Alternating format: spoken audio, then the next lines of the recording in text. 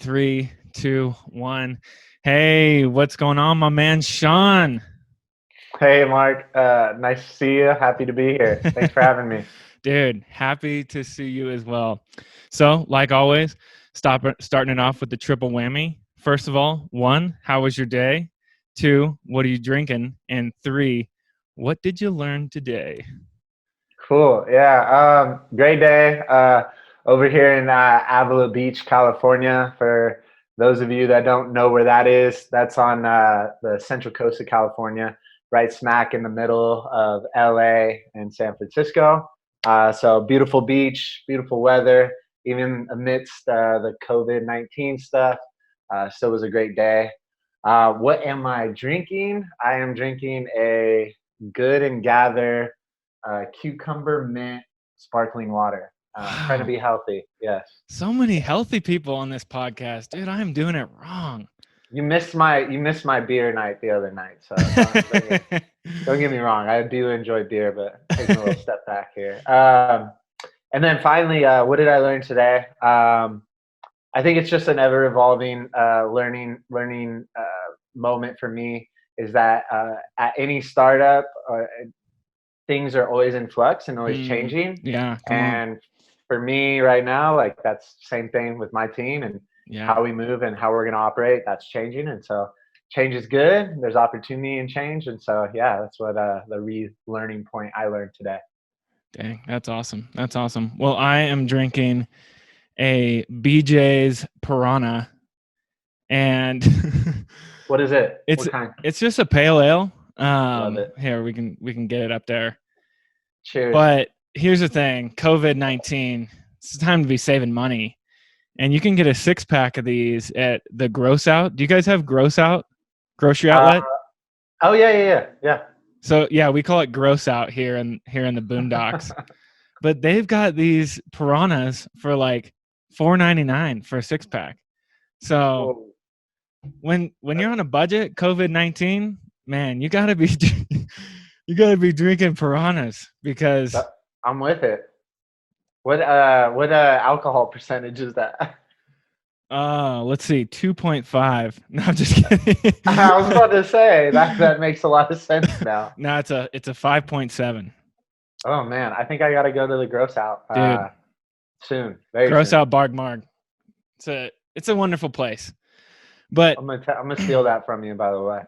Shawn, we got to get into really what's juicy here and just get a little insight into what your numbers are. Just give me the lowdown year to date, where you are, with everything going on with COVID-19. Kind of give me the rundown, man. Yeah. So overall, at GitLab, I've been at GitLab for 20 plus months now, and have not missed quota once. So beyond that, in that time, the entire time frame, I've been around 145% of my quota on average. And then additionally, these last, I guess, 3 or 4 months since the start of the year to date, right? Yeah. I'm at 185%. So Holy cow. yeah. I just, all right. There's a lot of things about that are like, wow to me. Okay. 20 months in the role, hitting quota every month. That's absolutely insane. Like you've got to be doing something different than everybody else. I know a lot of people that are listening to this, burnout is real. To be able to hit your quota for that long is absolutely insane. And then the second part, like what to go from like 140 to 180 just to be like, hey, screw you, quota. I'm going above and beyond. I feel like that's insane. So, like, what is like some of the keys to your success? Like, if you had to point out a couple things that are really getting you there, what would you say? What would you say is getting you there? Early on, I came in and I was the new guy, and I had this a couple reps on the team, and right, really a guy that got hired right before me that was absolutely crushing it. So I was like, oh, that's great. I have to come in and follow up on this guy. His name was David Fisher, and he basically I was so used to going into new organizations and they really never kind of shared their secret sauce. Yeah. But he did that to me. He didn't really care. He Yeah. put his ego aside and was like, "Hey, That's huge. here's how I'm doing it." Right. Yeah. So I think it just kind of set the tone Yeah. that, no matter what it takes, we're gonna do whatever it takes to hit our quota. And I Yeah. kind of like adopted that in my own. That's cool. Yeah. And so how I like went about my day to day and what I was doing was really just focusing on like not the quota that my company gave me, right? Yeah. Like your manager gives you a quota and Yeah. like it's like your own, it's not your goal, it's their goal for you. Sure. Yeah. And so I decided to like restructure in my mind. I was like, all right, Mm. no matter what, every month I'm going for, 10, which is 2 above, or 12, which is 4 above, right? And so that became my new norm. That was my new goal. That wasn't the company's goal for me. That was my own kind of something that I could grab onto and be like, yeah, this is something that I'm going to internalize and I'm going to aim at and I'm going to go for.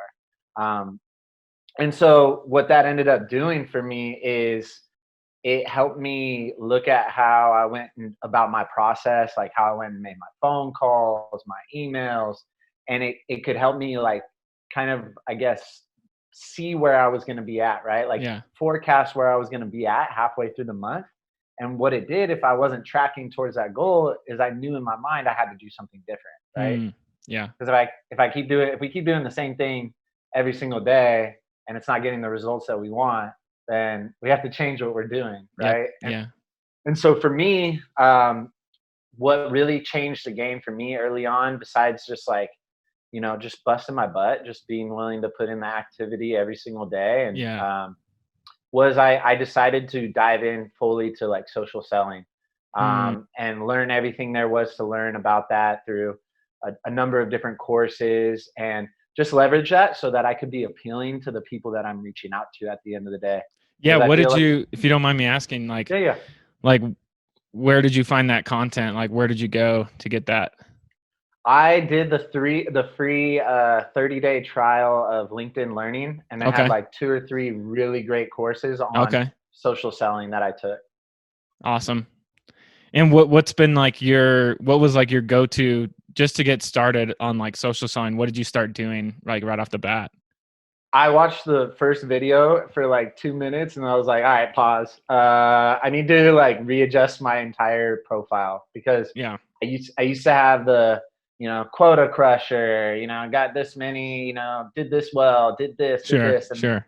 And so I took a step back and I was just like, all right, if I'm going out to a prospect and I want to call them and be, specific to them, right, and be personalized, it really helps me if they have stuff on their profile about what they do, Yeah. what they're interested in, all of that, right? And Yep. so I just flipped it back on me, and Mm. like that's that first impression that you get with a potential prospect or Yeah. customer. So you want it to be, um, something that they can learn about you and what Mm. you normally do on a day-to-day basis and conversations that you normally have Yeah. with customers and prospects, so they can decide for themselves, like, Yeah. is this somebody that I actually want to engage with?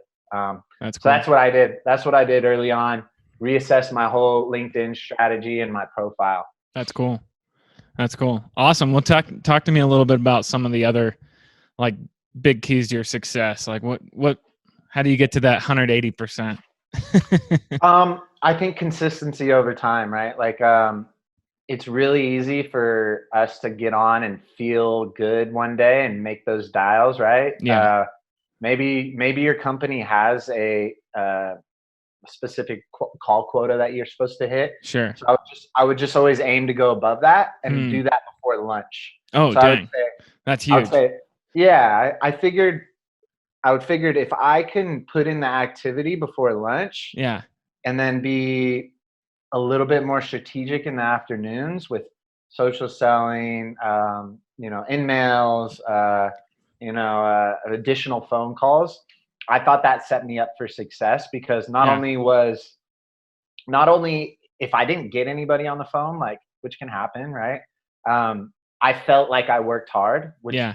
helped me feel good about my day, no matter what the results were. Yeah. So that helped me do that every day, because I knew if I did that every day, not only was I going to feel good about the work I was putting in, Yeah. but additionally, I was going to give myself the best possible amount of times to connect with prospects. And I knew once I got on the phone with prospects, I was much more likely to convert them into an opportunity, a meeting, Sure. SAO, whatever. So you're basically finishing your day at lunch in essence, like for activity, and then you have the rest of the day to like kind of get creative and put on that different hat and do things that are not really the norm. Yes, because I think, at least for me, it really always felt like there was this like heavy weight on my shoulders of those calls, and like Yeah. knowing I needed to do them, right? Yeah. And so if I felt like I got a hot start in the day, like, Yeah. and got through those, it always put me in a better mindset, mood, Mm, whatever, to engage with prospects. On the flip side of that too. So once I felt productive, I was more confident. I was that's more, huge. I was just a better on the phone. I knew that if I trusted the process, right, Yeah. then it will yield the results that I'm looking for. That's very cool. That's very cool. Well, you mentioned a little bit about mindset, and I know that you are big on mindset stuff. Talk to me a little bit about like what you're learning, some of the things you're doing to get you in the right frame of mind to come out and like just kill it every day. Cool. For me, I use a lot of different methods and routines and habits that I've developed over years. I really struggled with being consistent for a long time Yeah. when it came to my sales, and so I'm sure like a number of the listeners out there have heard something about it, like a morning routine. Yeah. And for me, that was always really important. So touching on how am I gonna get a little bit of exercise in the morning, sweat a little bit. Yeah. What do you How do? can What do I you do for that? I do. I bought like a stepper, like one of Oh, those little you're a stairmasters. stairmaster guy, dude. That thing's Yeah, insane. it's slow impact and keeps your Yeah. knees healthy. And yeah, and it gets me sweating, and it's a good way to start off my mornings. And then what I do while I'm waking up is I use I am statements. So no, Mm, I am limitless in what I can do. I am mm, limitless. I know I'm going, like, for example, like say my proposed quota by my company was 7. yeah. I would say I am doing all the right things every day to get 14. You know, then I would say that 10 times, right? And then I would No say, way. and then additionally, I'd be like, I am going to get 14. Like, and it's just like it's like predetermined in my mind. Like, I'm Yeah. going to do whatever it takes. And so And that, and talk to me about the repetition. Like, okay, so you say it once, like, cool. Like, what is there something like? What's the benefit of doing it 10 times? That seems like honestly, either one, you're freaking nuts, or two, there's like I something am. psychological behind that It's is a smart. It's a couple of things. One, it just started out as arbitrary, kind of like repetition, self-talk, auto-suggestion. If anybody's read, the book Think and Grow Rich, they know the theory of auto-suggestion. What's that? But it's basically like, You're talking to an idiot here. I yeah, I, well, I haven't read that many books. it's kind of like it's like once you say something about yourself out loud multiple times, like you Yeah. start to believe it. Okay. And when you can add tonality and like emotion to that particular thing, it becomes more powerful. So like, Okay. maybe I started out like, I am going to hit 14 SAOs this month. I am Yeah. going to hit, and that's so like monotone, right? But Yeah. then it's like, it's much more powerful when I go, I am going to hit 14 SAOs this month, right? And Like is it's so that much more. is that something that you build over time, or is it something that comes right away? Or is it something that you're all right? How do I frame this question? Is it something that you do automatically, or is it something that is part of the process that kind of happens over time? It was something that I learned over time. I started out very bland with it and just like kind of trusting that hope, like an experiment, just seeing if Yeah. it would work.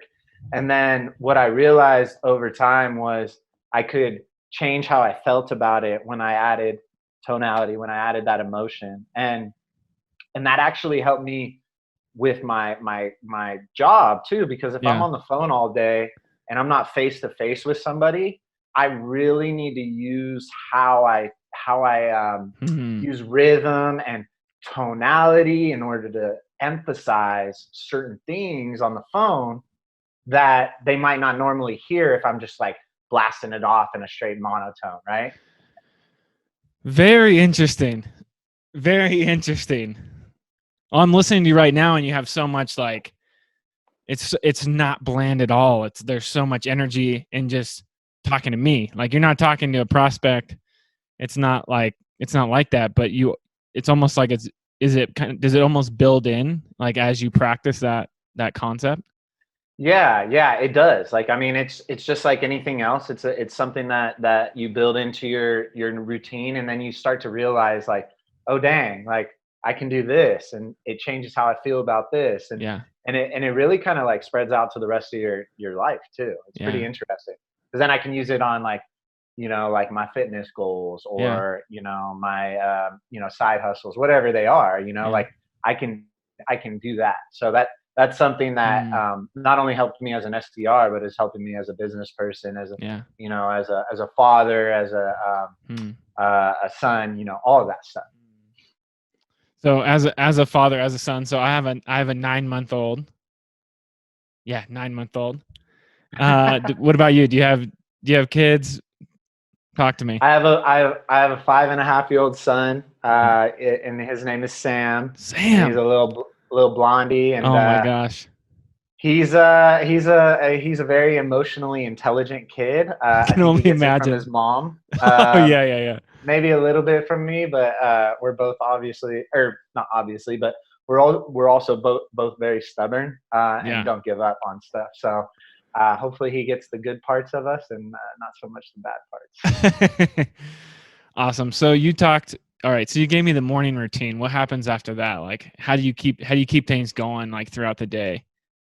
Something that I also add in my morning routine, and I would definitely encourage anybody to start to get back to. And what I mean by get back to is, when we were children, we used to use our imagination all the Hmm. time, right? And like how much fun that was, and it was real to us, right? Like it was real Yeah. to play, whatever we were imagining, like an adventure or whatever, and like re-engaging that as it pertains to your goals and your wants in life. And Yeah. so I can go on a walk right before I start my day. I go on the walk by the beach, and I Yeah. I run through what I call a visualization playbook, right? And so I know in my mind like what it looks like on Salesforce to see my name next to 14 SAOs, right? Like I can see that.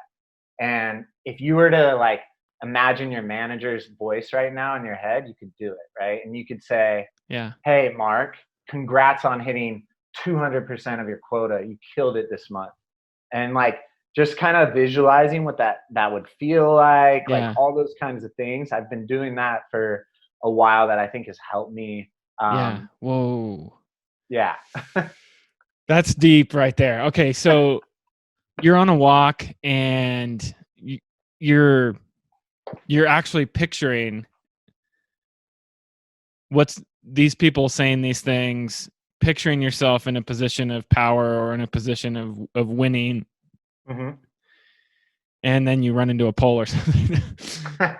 Well, I mean, I do a lot of like I picture my director Mm, congratulating me, like the executives being stoked on my performance, all of those things to create this just this like atmosphere of excitement and knowing that I can produce those things because I mean we were told it as kids, but we would kind of forget it. It's like you can see it up here, you can make it happen in yeah, real life, right? that's incredible.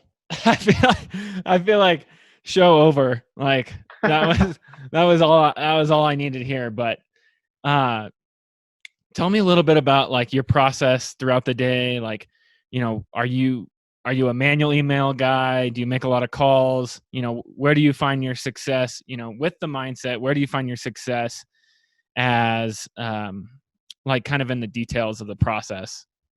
Yeah, so I think that So for me early on, it was about getting at bats, right? Okay. And having as many at bats to converse with people that I was targeting and maybe were kind of fell outside of the right people, right? Yeah. And Yeah. so I could ask those questions early on and just be okay with being like, hey, like I'm not sure if this is what you do, but like I saw on your LinkedIn you're doing this and Yeah. this. Does Yeah. that have to do with this? Yeah. And relating it back to what I sell. Yeah. And it gave me a lot of insight and knowledge, and it helped me really frame, who do I need to go after? Who is my ideal persona, ideal Mm-hmm. person that I need to be reaching out with. And so it was really important for me early on to get those at bats, and that's where I like would start my day, right? Like, GitLab's an all remote company. We have, like meetings throughout all the day. Like we can attend them or not. Yeah. So it was really like up to us at the end of the day how we wanted to structure our day. That's So cool. it was really important for me to block off time on my calendar, like do not disturb. Yeah. That thing pops up. It says Shawn's making phone calls, right? That's And awesome. so that's where I'd be scouring LinkedIn. I'd be using my outreach sequences, which to me were never very and the people that I was reaching out to and trying to get in front of were Yeah. never really that lethal, I guess, or Sure. successful. It didn't drive the results. Yeah. I would Were those kind of like mostly automated emails, automated sequences? Yeah, yeah. Okay. In previous companies, I would do a lot of, initial first like emails that were very custom. I'm Yeah. doing a lot of research, and I did that initially, and I just never saw the results that I used to see in Interesting. my other roles. So That's super interesting because a lot of people that I'm talking to right now, and a lot of just people in the space are saying personalization, personalization, personalization. Usually it's like an email or a call first, but there's a lot of account research. But that's interesting that you say that that wasn't the case for you. I think what I've learned over the last 20 months is that it's not, I mean, there's differences in personalization, right? Yep. There's like the front end of personalization where you Yeah. can grab a one or two things off their LinkedIn. Yep. And then there's like hyper personalization Sure. where you're spending probably a little, or I was spending probably a little bit too much time doing research, right? And Yeah. the results didn't vary very much, if that Yeah. makes sense. Yeah. Yeah. That's super interesting that we're always playing that game of how much time do we spend to personalize versus I need to be on the phone. I need to be getting at bats. I need to be like just feeling comfortable enough on the phone, which takes repetition to really sell someone. So Yeah. that's super interesting that you say that. So I learned that by getting those at bats, I could start to hone in on my ideal customer persona, Yeah. and then through that, then I got better in the afternoons at using LinkedIn to write connection requests with Ah. just the right amount and just getting very detailed on Yeah. every word. Every word Mm, matters because you only have so much, and yeah. just and trying to intrigue them enough to engage back with me, right? Okay. Because what I also realized was that I could find, it was about finding change agents in the organizations I was reaching out to.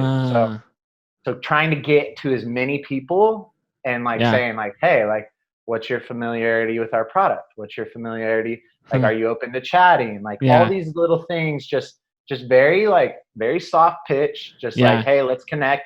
Even if you're not open to chatting, let's still connect. Mm-hmm. And what ended up happening was I could get a lot of low hanging fruit Yeah. from people that were change agents that wanted to change their organization in Mm. a positive way, and that my company GitLab could help. That's fire. That's fire. So, what would you say with if you could like break it down? I don't know if you know this, but like maybe what's the percentage of um what's the percentage of what do you guys call them? SOLs, SALs, Sales accepted opportunities. What's the SAO, percentage of? SAO. Everybody's got every SQL, SAL, Yeah. SOL. I'm SOL right now. All right, so SAO. Um, like where do most of them come from? If you had to break it down to like LinkedIn, phone, email, where do you for see the the most? Yeah. For the longest time, it was phone, and then LinkedIn, and then email. Like I would say probably like somewhere from like 60% phone calls, Yeah.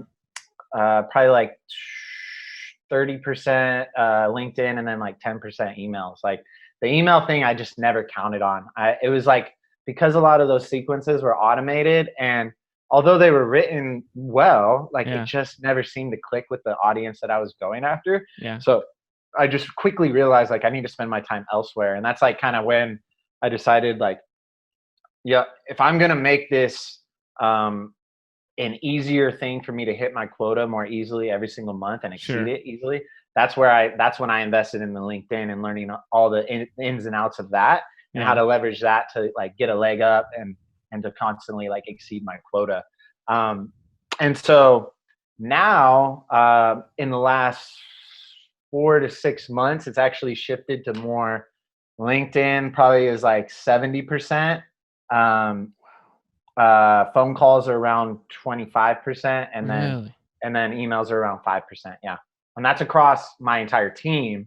So it's not just me. It's like some of the Yeah. best SDRs on our team are seeing the same thing. So Interesting. Interesting. And for LinkedIn, most of your success is coming from that connection with the message, and then becoming a first connection, and then carry on that conversation, or is it through Navigator like in mails? it's a combination of the two. Yeah. I found that using Navigator is just so much. It's so much easier to hone in Yeah. on its scale to like way more accounts Mm-hmm. and the right people in those accounts. So Mm-hmm. I'm looking at a super tailored list of people that like will, in my mind, hopefully like see the value of what we do. Yeah. Um, does it always pan out that way? No, but like, like I always go into it with a preconceived like kind of like assumption, right? Which Sure. I know we shouldn't assume anything, but and then I can vibe, like it's crazy. I can just vibe where the opportunities are in like, over 25, 30, sometimes even 100 accounts on there that Dang. I'm sifting through these contacts. I can Yeah. see just by scrolling through the contacts who are the companies that are mature enough to look at our product, Mm-hmm. who have kind of the right titles. I'm going to Mm-hmm. start to focus on those people, and then sending them tailored messaging like Yep. on those connection requests. Saw you're doing this at your organization, focused on X, Y, and Z. Yeah. What's your familiarity with what we're doing here? Yep. I think you'd be interested in what we're doing here. Would love to chat. Let's connect. You know? Yeah. Wow. So it's super short, like the connection, the in mail. It's super short. It's really tailored. It just packs that punch just enough to kind of get where you need to go. Yeah, and it's the speed, because you want to move fast, but you Yeah. don't want to like move too fast, right? Like, so it's finding that right rhythm to where you can get in the zone and the flow, and you're like, and then like, sometimes you can find their cell phone numbers on their LinkedIn, and Mm-hmm. sometimes you can, like find their office numbers, direct lines that maybe aren't in your CRM. So I'm just like, oh shoot, that's there. I'm calling them right now, or they connect with me. Even if they connect with me and like message me back, I'm Yeah. still gonna give them a call, because it's just so I know that where my strengths are on the phone. So it's Yeah. like I know that I can probably get them on a meeting if I can connect with them live, right? That's killer. That's killer. Um, so you've been in the role for about 20 months. Like, what's your mindset like moving forward? Like, how are you feeling about being an SDR for almost 2 years? What's kind of going through Yeah. your mind? You know, I think that for me, there's something about going out and hunting, and going out and, I guess like chasing after what we want Yeah. as an SDR, that I never want to lose. Huh. And I get really excited about finding a person at the right organization at the Yeah. right time and getting them to meet with me. Like that's really cool to me. I feel like I'm like Sherlock Holmes or something, like investigating, and then I go boom, and I'm like, I solved that. Yeah. So my mindset is like, as long as I'm very ambitious. As long as my organizations that I work for give me the flexibility and the autonomy to Yeah. do what I do best, and achieve and overachieve on my quota, like I have no problem, um, doing what I can to help the company. Does that mean that like, like I don't want to be, a closer or in management someday? Of course not. Yeah. Of course I want to be in those, but I'm very content with trying to be Mm. better than I was yesterday. So Contentment as an SDR. yeah, it's strange. I have to talk, some of my colleagues into thinking like that too sometimes, because Yeah. they get very just like, hey, what's next? What's next? What's next? But I mean, I believe if I do my job and I do it great, then the right opportunities will come around. That's And awesome.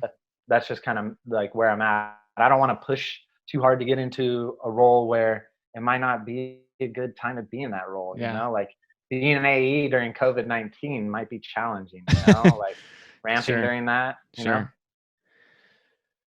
I feel like you have so much knowledge and insight in just the mental game of the role. Like to be content, to wake up every day and to give yourself those really mental pictures and to tell yourself those things and to come at every day, I feel like is incredible. So if you were to kind of give advice to anybody who's starting out to be an SDR, like, what would it be? I would say focus on consistently hitting your activity every single day, no matter what.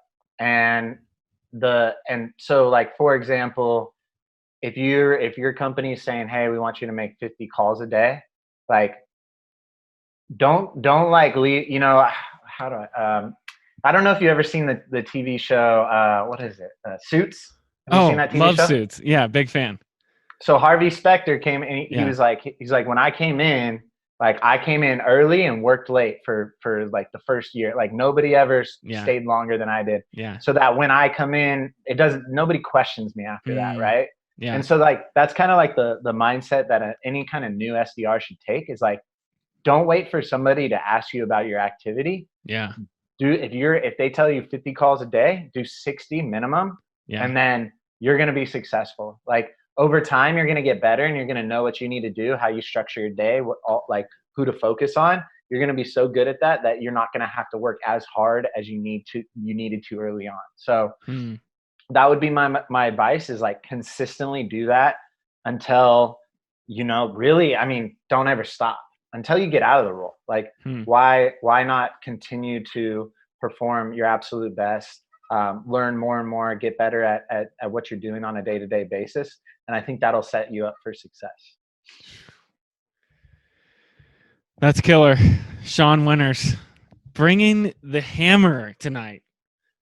That's so awesome, man. Well, honestly, I feel like we covered so much ground.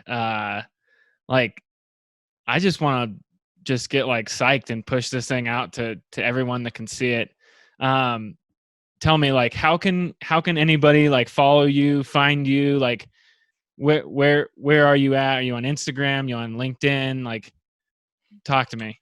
Yeah, I mean, I'm on most platforms. Haven't really done a whole lot with Twitter. It's never really been my thing. But yeah, get on LinkedIn, connect with me. I'm more than happy to connect with you, and help you out with, and talk to you about best practices or how you can improve. Or one thing I'm big on is blunt feedback. That's So cool.